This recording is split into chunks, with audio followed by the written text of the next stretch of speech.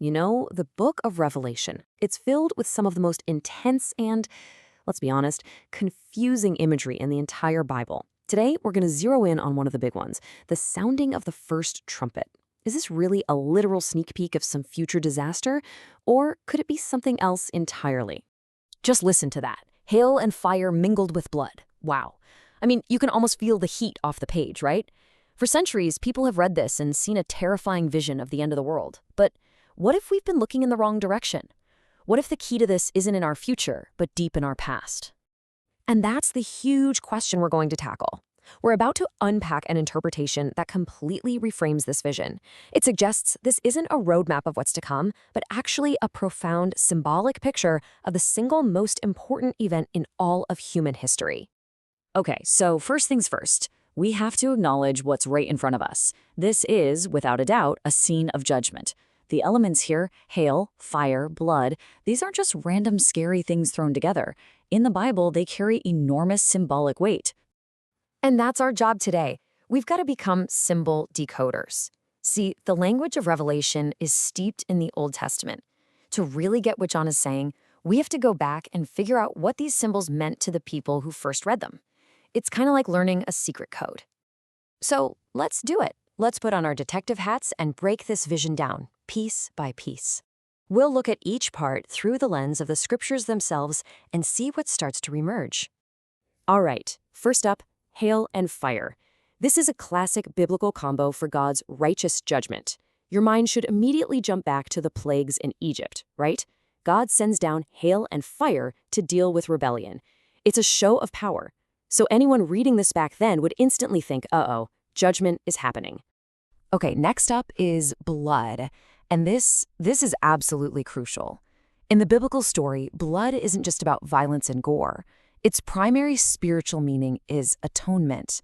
It's how you make things right. The book of Hebrews is crystal clear on this. Blood is what's needed to cover sin and satisfy justice. So in a way, blood is the symbol of mercy. And finally, what's the deal with the trees and grass getting torched? Well, if you look back at prophets like Isaiah, you see this metaphor all the time. Vegetation stands in for humanity. All flesh is grass, Isaiah says.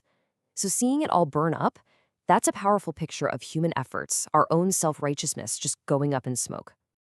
All right, we've got our pieces, we've decoded the symbols. Now, let's snap them all together, because this is where the picture really comes into focus, and it might not be what you're expecting at all. Look at how this comes together. You've got the hail and fire. That's God's judgment. But it's mingled with blood. That's the atonement, the mercy. And then this whole mixture is poured out upon the earth. What does that paint a picture of? It's like a spiritual photograph of the cross. And that is the absolute heart of this idea. The first trumpet isn't just about destruction. In this view, it's a symbolic vision of the atonement, that one unbelievable moment where God's perfect justice against sin and his profound mercy through sacrifice crashed into each other. But wait, there's another layer to this mystery. The text is super specific, isn't it? It doesn't say all the trees were burnt up. It says a third part. And that little phrase, it's a massive clue that shows up again and again. So why a third? If this is supposed to be this huge, world-ending judgment, why hold back? That tiny detail tells us this isn't random, indiscriminate destruction. It's measured. It's purposeful. So what is that purpose? Well, it seems to be doing double duty here. On one hand, it's a sign of mercy. The judgment is severe, for sure, but it's not a total wipeout. It leaves room for repentance. But on another level, it's a key that unlocks a much bigger timeline of God's entire redemptive plan. Think of salvation history in 3 big seasons. First, the Age of the Father, the Old Testament, the era of the law. Then, the Age of the Son, when Jesus arrived on the scene. And that brings us to where we are now, the Age of the Spirit, the Church Age. That's the 3rd and final season. So when Revelation talks about a third part, it's a signal that this event is happening within this final act of God's story.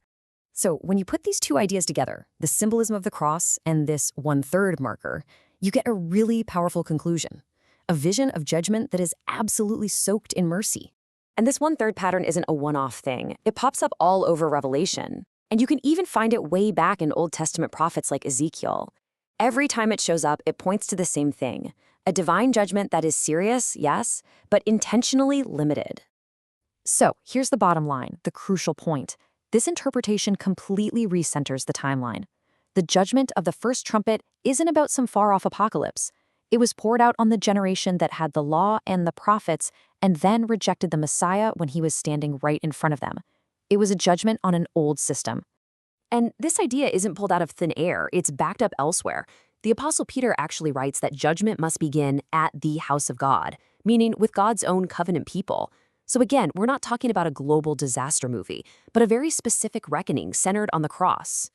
So what's the big takeaway for us today?